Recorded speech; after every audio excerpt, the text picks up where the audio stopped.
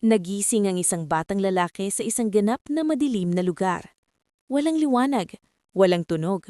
Sa unang sandali, inakala niyang ito ay isang bangungot.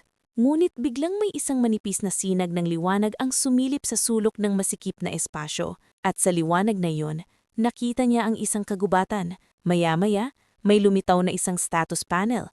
Isang malamig ngunit malinaw na boses ng babae ang nagsalita.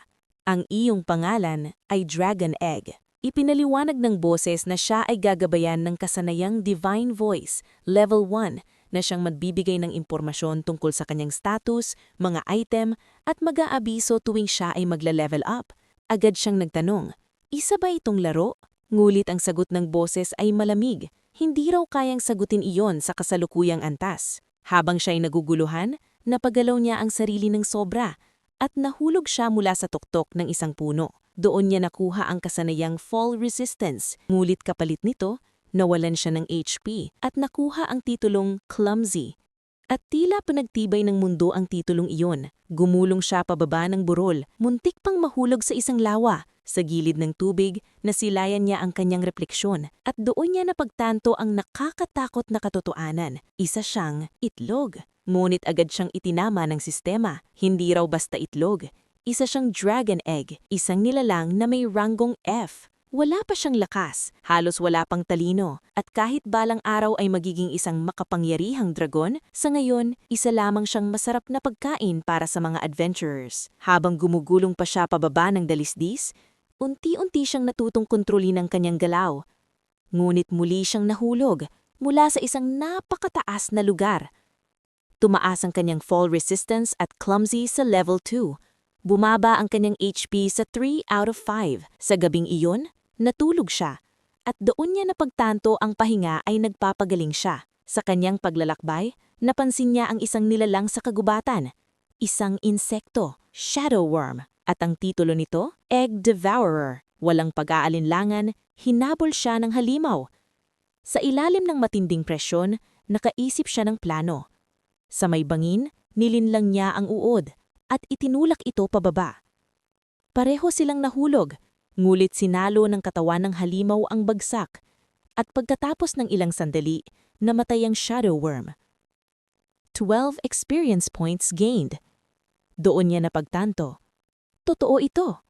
Isa nga siyang nasa loob ng isang RPG. Umabot siya sa level 5 Dragon Egg, ang pinakamataas bago ang evolution. Ipinakita sa kanya ang dalawang landas, Baby Dragon o Little Dragon.